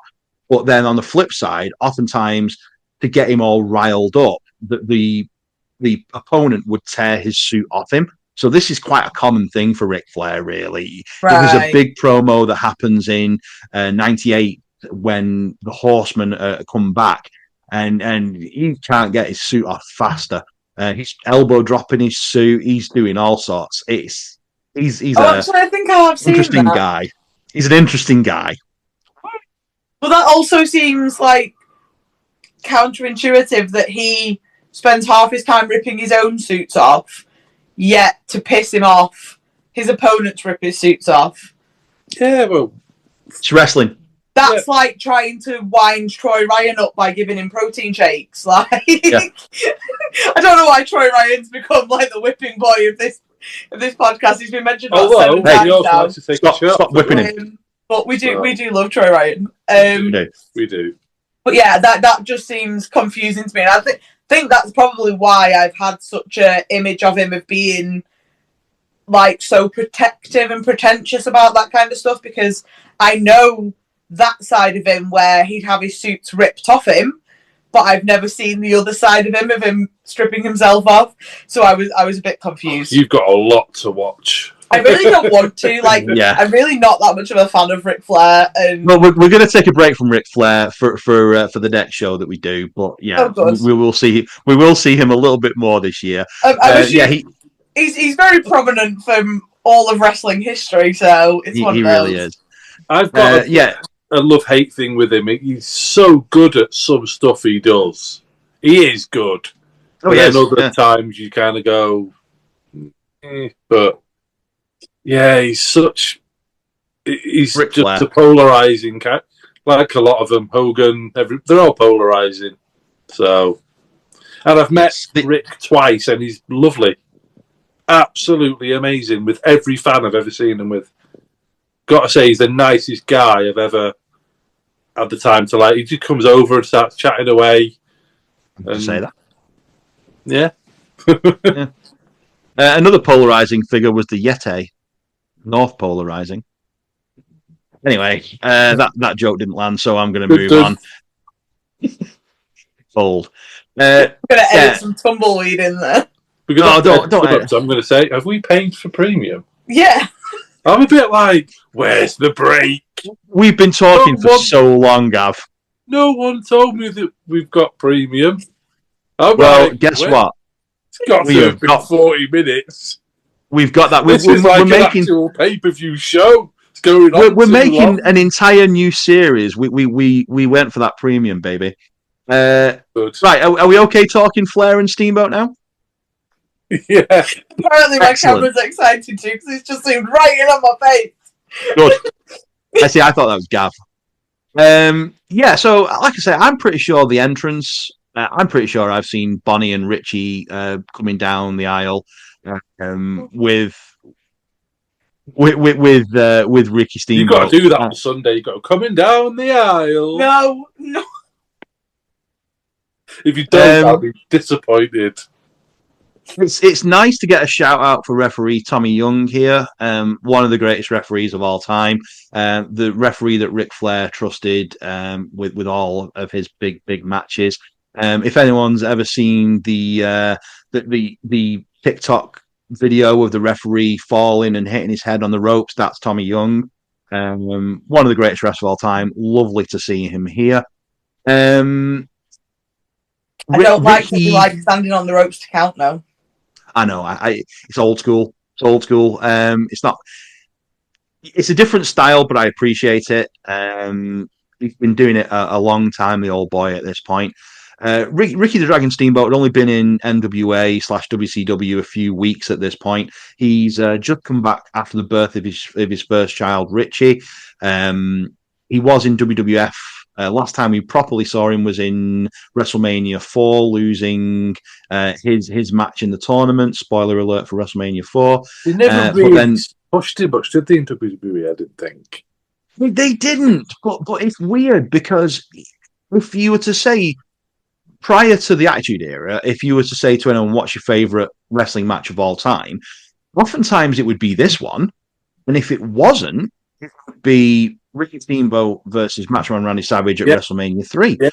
So he's in two of the most talked about matches of all time, but he's always left out of the talking for who is the absolute best. Ric Flair says that Ricky Steamboat is the all-time greatest babyface wrestler because he's one of the few wrestlers that never went heel. So it says a lot when Ric Flair's calling you the biggest babyface of all time. Could have been could have been. Lauren, is this the first time you've seen Ricky Steamboat, and what do you think? Yeah. I don't know. Most of my notes I've not actually written who did it, and there was a couple of things that I've picked up on that I wasn't a fan of. But in general, the match was too technical for me. Like, okay. Yeah, I wasn't a fan, and the fact that you guys have been like, oh, it's one of the best matches of all time, I'm like, oh, I don't think it is. Sorry, I don't think it is either. It was a very good match in say. the end. Yeah, I think if you'd have like cut the first 10 minutes of it off, I will probably have enjoyed the match. But like to start with, I think the first thing that threw me, someone got chopped, and then fell forward and out of the ring. Oh, yeah. From a chop, and I'm like, over dramatic much? And why are we falling forward from a chop? Welcome to the Ric Flair show. Yeah. But yeah, it was just, I don't know, it seemed a bit, it was tedious to start with, and it was too much of, like you say, too much of the Ric Flair show. As it got towards the end of the match, I did appreciate Flair's like little flamboyant rope running thing, because yep. Go on, what have you got to say about it? I just think he's like a headless chicken every time he does it. Well, bit of background about this move. So obviously he gets rebounded outside of the ring. He runs up to the top, and this is usually the point where someone goes up to him, grabs him, and throws him off the top. That is what usually happens in this little sequence, except for at least twice, and this is the second one. The first one, because he hits a crossbody on this, he goes to the top, hits an athletic crossbody. The crowd goes wild because they don't expect it, because they're so conditioned to think he's going to get grabbed and thrown off. Yeah. The first time that I remember him hitting it, I don't remember him hitting it, but the first time I saw him hit it was when he won the world title from Harley Race in '83. So that's the length in which he hits it. He hits it every now and then. Yeah. Usually he gets thrown off. He hits it in the Shawn Michaels match as well, I think. Yeah. That's when I remember it. Yeah. But he's always building to that spot. See, Gav's got that impression of it because he's probably seen that spot go wrong a million times, whereas I'm looking at it with fresh eyes. I've never seen it before. So to see him, it looks like that he looks like it's all planned, it's coordinated, and he doesn't miss a step. It's good because you're looking at it like we would have done through fresh eyes. It's really good. But also, at this point, you guys would have seen that move go wrong multiple times. So for you guys, when you see it, it's oh my God, he's actually hit it this time. Yeah. Whereas I'm looking at it going, that's fucking cool. How slick is that? Like, he's really good at it. And then the next 10 times you watch him going forward, he won't. Yeah, probably. Until he hits it on Michaels. So Ric Flair has got the mentality of always play the hits. So there is certain things that Ric Flair will do every single match without fail. Like he'll do the chop, he'll walk forward and fall over. He'll do the Flair flop in the corner. He'll do that thing where he goes upside and gets thrown off. Hangs upside down and gets... Yeah, there are so many little Flairisms that he does, but his mentality, and I get this, is people are paying to see him do those things specifically. So if he puts some extra flourishes on it, great, but they want to see him do those things. So that's why a lot of the Ric Flair matches, you'll see so many of these standards that he uses, that he just sort of goes back to again and again and again. Yeah. One thing I would like to say about this match, because I don't think it's the greatest match of all time, but I'm never going to argue with someone saying that it is, because it's very, very athletic. It starts off slow because we've just had 3 belter matches, so it needed to start off slow, and then it really, really builds. And the thing for me with this match, which separates it from a lot, other than the fact that it builds and builds and builds, is there's practically no rest holds. It's striking, but more than that, you either see attack or defense. Everything that either competitor is doing is attacking or defending. There's no resting. There's no tricking, really. There's no like, oh, I'll turn this into a small package, except for the end. It's always, I've got a headlock, I'm trying to squeeze out of it. I'm chopping, I'm trying to get to safety. I'm flying into you. I need to think what I'm doing next. It is one of the most offense and defense heavy matches I have ever seen, because it doesn't feel like a spot fest. It literally feels like they are trying to win at every given point. Yeah. And you'll see Steamboat. And you'll see Steamboat constantly going for the win. There's none of this, oh, I'll just try and lateral press someone. No, he's hooking legs, he's grinding in the headlock. You compare the headlock from this match to the ones in the first match with Stings.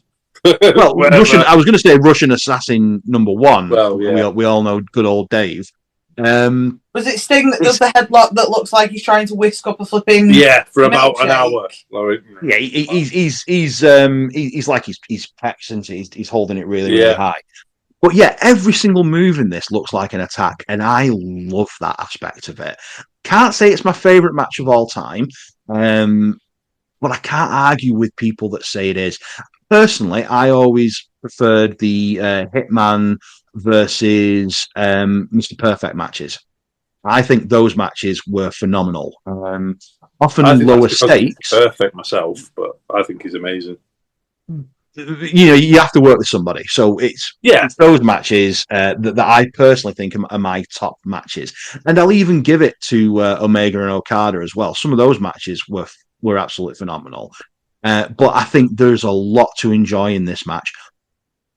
I think everyone should Google for this episode Ric Flair picture before his accident. Wow, he was. Oh yeah.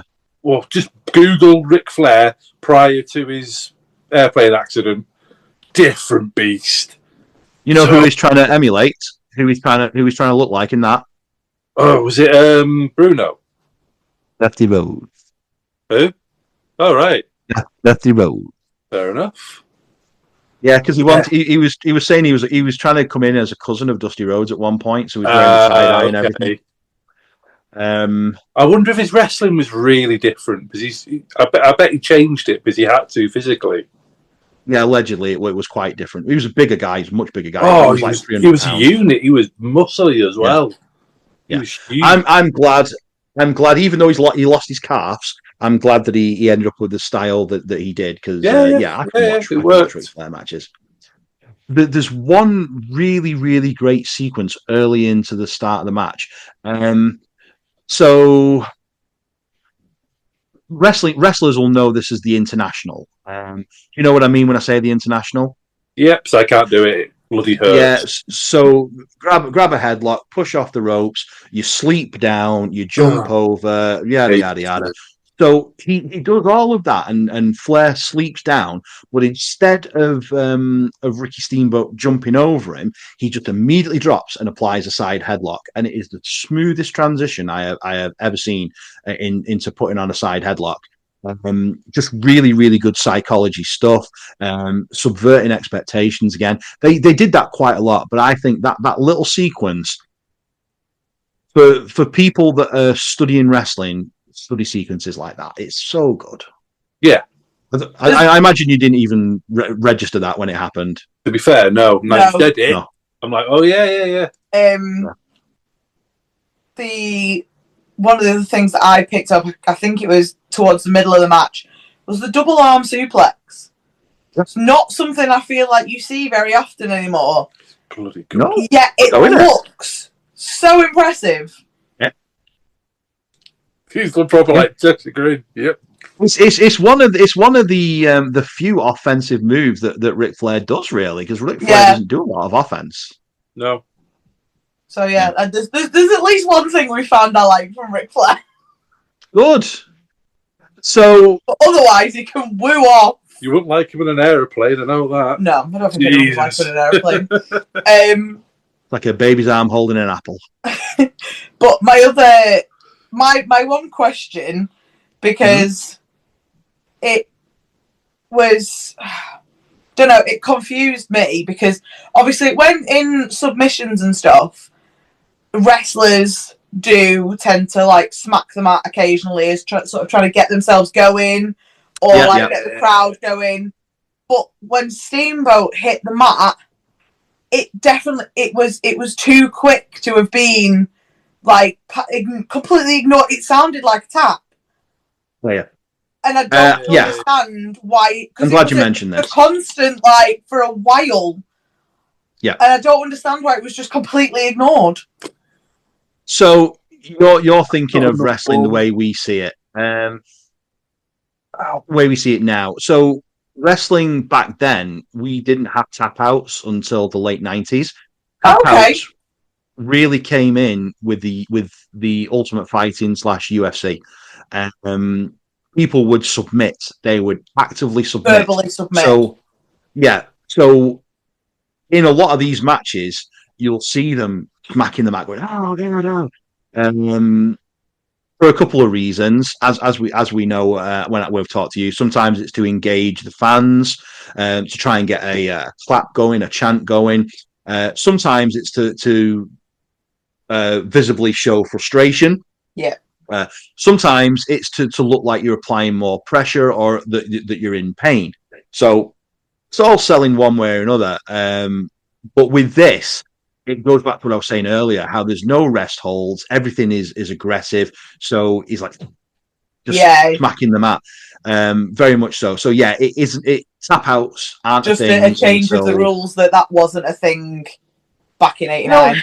It's not exactly a change in the rules as such, because basically a tap out is the wrestler signaling that they want to submit in the same way that that you would do something with your arms, going yes, yes, yes. If you can't say anything, if your mouth or everything's in a lock, because if someone's got the mandible claw on someone, they can't say yes, I quit, Mr. Referee. Yeah. Evolution. It's an extension of that. Submission. It is. And like you'd often see people in bear hooks raising the arm and that going down 3 times. That was a big thing in the WWE, like WWF in the early 90s. Yeah, very, very much so. Bear hook arm thing. Yeah, so even that evolved. For going like last one and then off he runs. Yeah. But even that evolved thanks to UFC, because now a lot of companies, they won't even do the 3 drops. They'll just wiggle the hand, and if there's no life in the hand, they'll signal it. That's it. But yeah, it's just an evolution of that. So don't basically for the entire first season of this, don't think about tap outs. We're only going to see tap outs in like 1997, 98, if not later. Like I say, that was just my one sort of thing, because it wasn't even acknowledged as a question of the referee being like, "Oh, what's going on?" It was just there was nothing. So I kind of figured that there must be something about it, which is why I wanted to ask. So yeah. Well, luckily, the series is called Educating Lauren. It is. So obviously on certain things. Well, yeah, Educating Gav today, because you've never seen it. But there's going to be things that I've not seen, which we'll get to. So I think this is a very, very, very, very, very good match.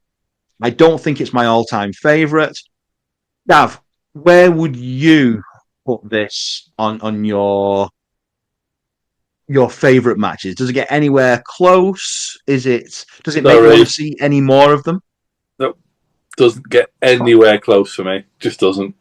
I've got no feeling towards Ricky Steamboat for or against Flair. If I'm in the mood for silly, over-the-top shit, he's fun. If I'm not, I won't watch him. So, do you think your opinion would change if you saw Ricky Steamboat versus Randy Savage? Or do you think Steamboat is part of the problem? I don't think he's got enough about him to make me give a shit. That's all. No, there's not enough there for me, really. He is, obviously, it's that working class American thing. If you're there and you're in America, it works. That was sort of my summary of the whole show. There was entertaining wrestling, and because I was watching it for this podcast, I was specifically watching and taking notes, there were bits that I found I enjoyed, but absolutely none of the characters jumped out at me and went, hate me, Sting. love me. Like, so Paul Heyman, Paulie Dangerously, Yeah, Paul was probably was it, the only person who I actually had a genuine feeling for and would have captivated. If I wasn't focusing my attention on the telly, he's the only person out of this show that would have captivated me and made me want to watch the rest of the match. Because everybody else was entertaining, but there wasn't enough. Rick Steiner's probably got something. But again, I don't think anyone stood out to the point where you go, wow. They didn't.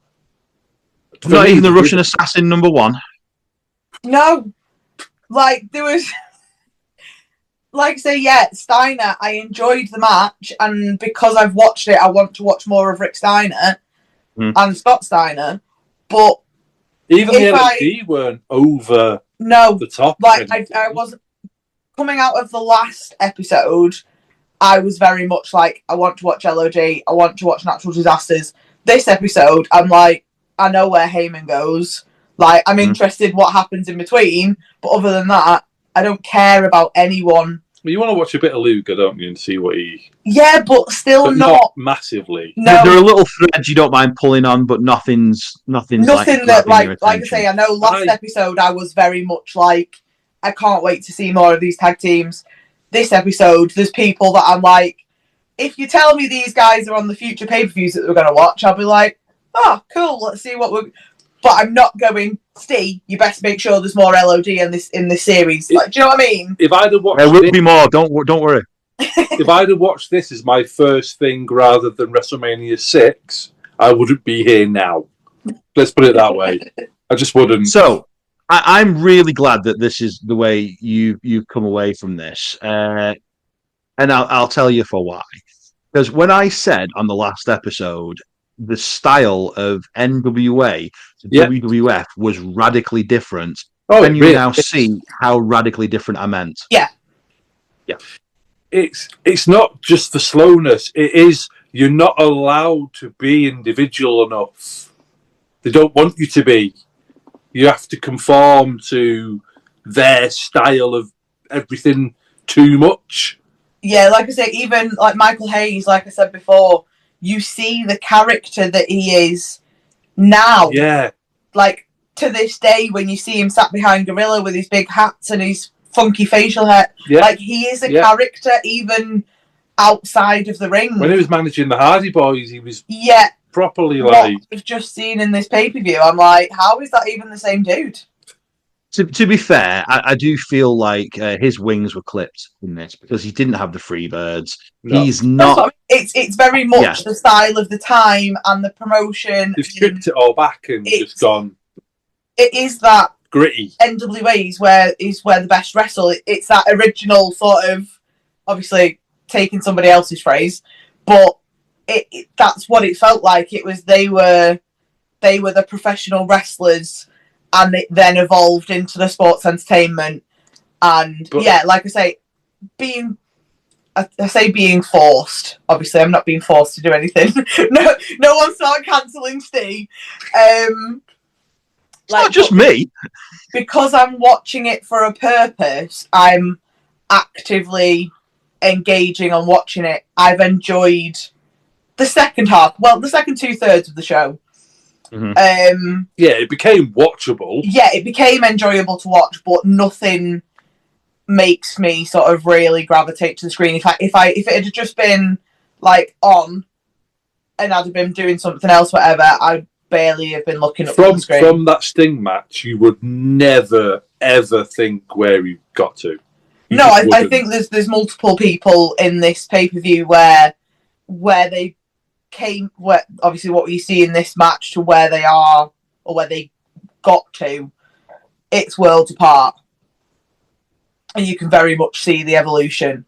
And I know we're talking. This is why decades. I suggested we watch this. Yeah, definitely, it's good. It's a very good sort of starting point. But I also think a lot of the Brit Rest guys that are wrestling need to watch this. I agree. Not just us. Yeah. It's learning the history of what you're trying to sell.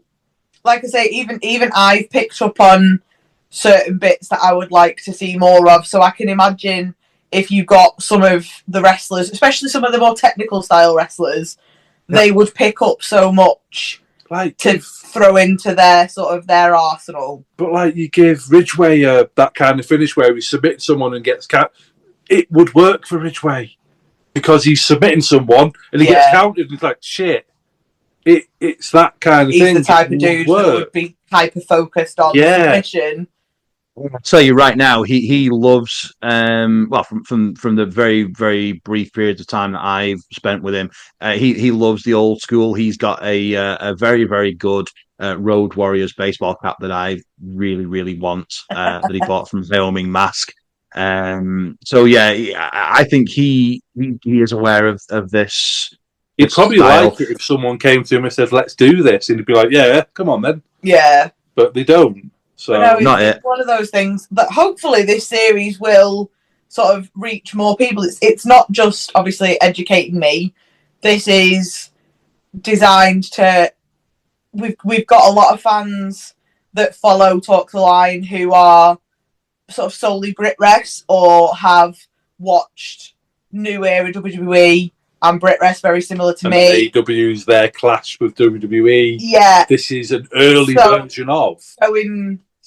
This is sort of obviously will hopefully make people want to go back and watch where sort of all, because it's like movies and stuff. There's only so many stories you can tell. There's only so many ways around you can do it. So a lot of the stuff that's going on now has been inspired by, if not is being copied from someone who's done it 20, 30 years ago. I mean, what's this? This pay-per-view is 89, so you're looking at nearly 40 years ago. That's fucking nuts.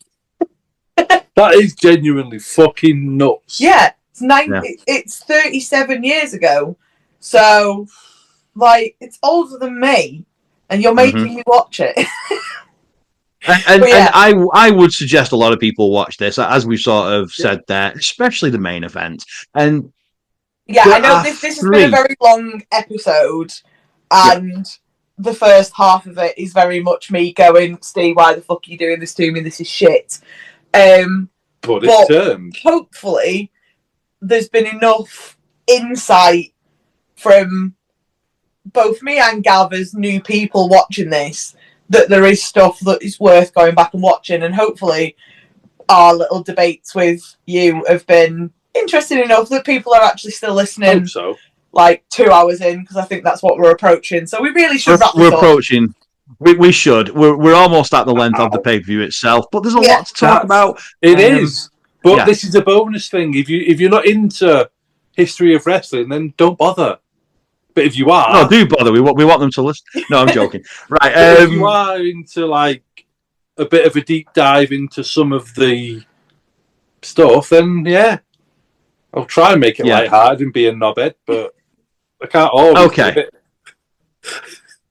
Well, I think it's time to wrap things up now. Yep. The reason I have just broken a little bit there and paused a little bit is because I'm going to tell you what the next episode is going to be, but I'm also going to let Lauren cut it out if she wants to do it later. So if you want to join us for the next episode, which will be in a month or so's time, we're going to be covering WrestleMania 7. A lot to talk about with WrestleMania 7. I think we actually had a request for this. Did. So we did. We did, and I'm glad. So even though Steve does have a lot of these planned out already, there are some that he's not entirely sure of his options of where we should go. So month by month, we will be covering something related to the pay-per-view schedule currently happening. If you've got any suggestions of anything you want us to cover, do drop us a comment, send us a DM, and they will. Steve is very much the pilot of this. Didn't mention the champagne in the eyes. Yeah. I need to do that. He got champagne in his eyes and it was very funny. He did. Steve is very much the pilot of this episode. Gav is the kamikaze pilot trying to derail it. And I'm just here for the ride. So, whatever you guys want to see, do let us know. We will see if it aligns with Steve's plans, or if you suggest one of the ones he's unsure of, we will veer that way. But yeah, and if we don't get to it, we might get to it in the next year. Who knows? Yeah, if you all keep listening, we're gonna keep doing these because I'm actually enjoying learning some stuff and not being so ignorant to the history of our beautiful sport. Might be a commentator, yeah. Warren, one final question. Do you feel educated? Yeah. Excellent. Thanks for joining us, everyone. Bye.